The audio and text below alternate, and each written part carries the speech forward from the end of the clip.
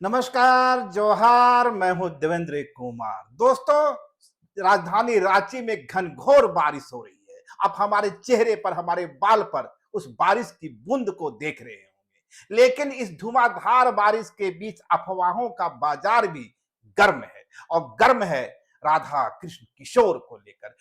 पिछले 4-5 दिनों से राधा कृष्ण किशोर को लेकर तमाम तरह की खबरें झारखंड में भी चल रही है और नेशनल मीडिया में भी चल रही है। और अचानक से आज यह खबर पसरने लगी कि राधा कृष्ण किशोर ने इस्तीफा दे दिया। हालांकि लाइफ लगातार ऐसी कोई खबर आपके सामने कभी भी पेश नहीं करता जिसका ना कोई सिर हो ना पैर हो। बगैर पुष्टि किए किए हुए हमारी तरफ से आपके पास कोई भी वीडियो नहीं जाता है। इस बार भी यही हुआ।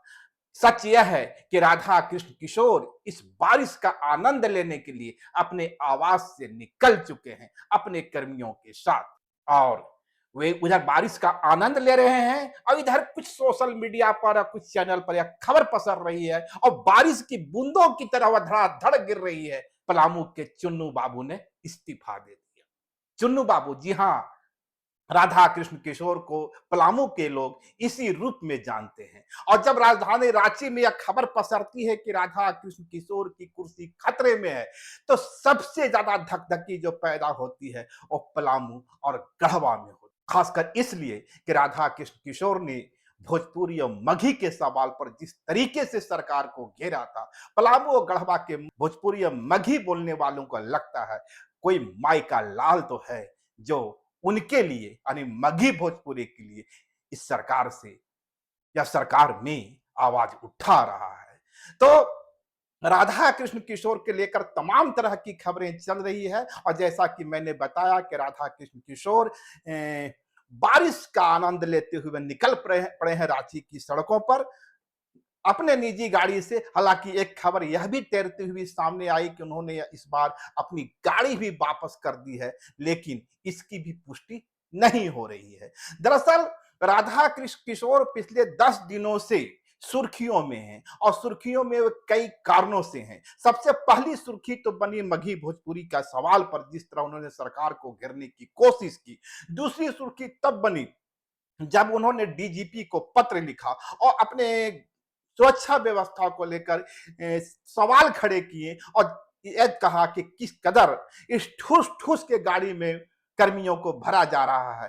यदि यही सुरक्षा का पैमाना है तो ये पैमाना बदलना चाहिए। राधा कृष्ण किशोर ने तीसरा बड़ा बयान तब दिया जब उन्होंने कहा कि ऐसी सुरक्षा का क्या मतलब जब जमशेदपुर में गाड़ी से खींचकर हिमांशु सिंह की हत्या कर दी जाती है। ये तमाम सवाल राधा कृष्ण किशोर ने खड़े किए। उसके बाद वे रायडी पहुंचे। रायडी में बूढ़ा पहाड़ को जोड़ते हुए सड़क निर्माण करने की बात थी। वे विष्णुदेव साय से मिलते हैं, छत्तीसगढ़ के सीएम से। उसके बाद दिल्ली पहुंचते हैं। दिल्ली में सीएम हेमंत, दीपिका पांडे, इरफान अंसारी और तमाम मंत्री नेशनल स्टेक होल्डर्स की बैठक कर रहे थे। एक झारखंड के लिए एक 2050 का विजन तैयार किया जा रहा था और राधा कृष्ण किशोर उससे भी दूर रहे हैं। और उसके बाद यह खबर और भी गहरी होती नजर आई कि आखिर जब तमाम मंत्री मौजूद हैं तो राधा कृष्ण किशोर गायब क्यों है। और आज जब राधा कृष्ण किशोर वापस लौटे तो एक सुर्खी फिर सामने आ गई और सुर्खी थी राधा कृष्ण किशोर ने इस्तीफा दे दिया। लेकिन आप धैर्य बनाए रखें, इस तरह की कोई खबर नहीं है। राधा कृष्ण किशोर सरकार का हिस्सा है, सरकार में शामिल हैं, मंत्री हैं। और अभी हाल में ही उन्होंने कांग्रेस प्रेसिडेंट खड़गे से मुलाकात भी की है। कहा जाता है कि राधा कृष्ण किशोर को झारखंड में कांग्रेस मजबूत कैसे हो इसकी जिम्मेवारी सौंपी गई है, इसका प्लान तैयार करने को कहा गया है। राधा कृष्ण किशोर से जुड़े लोगों का कहना है कि राधा कृष्ण किशोर वही काम कर रहे हैं, यानी कांग्रेस का ही काम कर रहे हैं। एक बात जो अक्सर पूछा जा रहा है और पत्रकारों के बीच में चर्चा हो रही है, राधा कृष्ण किशोर इस्तीफा क्यों देंगे? कोई कारण तो होनी चाहिए ना, सुरक्षा का ही तो सवाल है। और सीएम हेमंत यदि बर्खास्त करते हैं या मंत्रिमंडल से बाहर करते हैं तो उसका मैसेज क्या जाएगा। याद रहे, राधा कृष्ण किशोर दलित कम्युनिटी से आते हैं। और उस दलित कम्युनिटी का छतरपुर की बात करें और पलामू के दूसरे भवनाथपुर की बात करें, दूसरे तमाम विधानसभा की बात करें, जो उत्तर प्रदेश से लगा हुआ इलाका है, वहाँ बसपा हर एक विधानसभा में 10,000, 15,000, 20,000 वोट प्राप्त करती रही है। तो चुन्नू बाबू भी एक दलित चेहरा है कांग्रेस की। यदि चुन्नू बाबू से इस्तीफा ले लिया गया और उसके जगह किसी दलित को नहीं भरा गया, उस हालत में मैसेज किया जाएगा और जो झारखंड के 8 से 10% दलित आबादी है, क्या उसके सामने जस प्रश्न बनकर खड़ा नहीं हो जाएगा? हालांकि जेएमएम की ओर से कहें तो इसकी भरपाई की कोशिश जरूर करने की कोशिश हुई है। जिस तरीके से बैद्यनाथ राम को राज्यसभा भेजा गया है, दावे आ रहे हैं, खबरें आ रही हैं कि कहीं ना कहीं राधा कृष्ण किशोर जिस तरीके से दलित पॉलिटिक्स करते नजर आ रहे थे, सरकार पर दबाव बनाते नजर आ रहे थे, तो जेएमएम में अपनी ओर से बैद्यनाथ राम को आगे करके चुन्नू बाबू का काट खेलने की कोशिश जरूर की है। लेकिन राजनीति में रास्ते सीधे नहीं होते, वे इतने सपाट नहीं होते। राधा कृष्ण किशोर के बारे में कहा जा सकता है कि वे एक घाघ पॉलिटिशियन है, 5 से 6 बार के विधायक रहे हैं। हालांकि ठीक है कि 80 और 85 के बाद वे कभी भी लगातार चुनाव नहीं जीते। आंसू के चुनाव पर चिन्ह पर लड़ते हुए 2019 में तो वे तीसरे पोजीशन तक चले गए थे। बावजूद इसके यदि छतरपुर से 6 से 7 बार विधायक चुन के आ रहे हैं, तो मानना पड़ेगा उस इलाके में उनकी मजबूत पकड़ है।